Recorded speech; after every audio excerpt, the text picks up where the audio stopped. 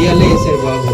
ఆ ఉయ్యాల్లో వేసిన బాబు ఒక బిల్లాడల్లా తయారవ్వాలన్నా ఉగ్రవాది, ఒక మహాత్మా గాంధీ, దేశానికి స్వాతంత్రం తెచ్చిన మహాత్మా గాంధీ ఎవరన్నా, దేవుడు కుమారుడు యేసుక్రీస్తులా తయారవ్వాలన్నా ఎవరి కారణం దానికి?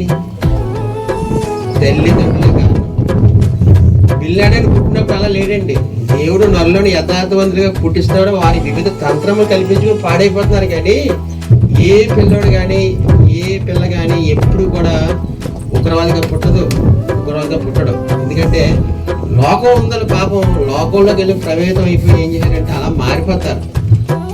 కాబట్టి పిల్లలు బాగా పెంచాలని అనుకుంటే సరిపోదు, మనము కూడా దేవుళ్ళు ఉండాలి. నిజంగా మీరు వెళ్తున్నప్పుడు చూడండి, ఒక ఆవు వెనకాల దూడ వెళ్తుంది. ఎప్పుడైనా చూస్తారు ముందు దూడ వెళ్తుందా ఆవు వెళ్తుందా? ఆడు చూసుకొని తెలుసుకోండి. కోడి వెళ్ళిన తర్వాత పిల్లలన్నీ కూడా ఎలా వెళ్తాయి?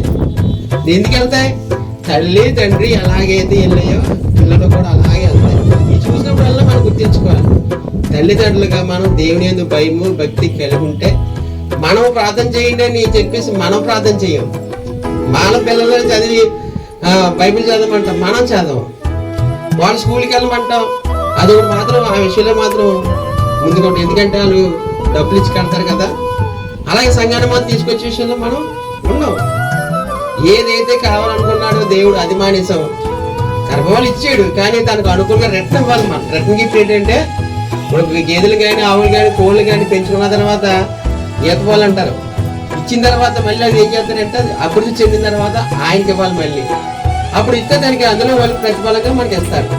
అలాగే దేవుడు గర్భఫలాన్ని భూమి మీద తల్లిదండ్రులుగా ఉన్నప్పుడు మనం పంపించి పెంచి పెద్ద చేసి పరిశుద్ధంగా నిర్దోషంగా తన దగ్గరికి మళ్ళీ పంపించాలి. అది తల్లిదండ్రుల బాధ్యత. ఆ బాధ్యత మనం అందరం కూడా నెరవేర్చగలిగితే తప్పనిసరిగా దేవుడు సంతోషిస్తాడు. మీరు పుట్టినందుకు, మీ కుమారులు కుమార్తెలు పుట్టినందుకు కూడా దేవుడు సంతోషిస్తాడు.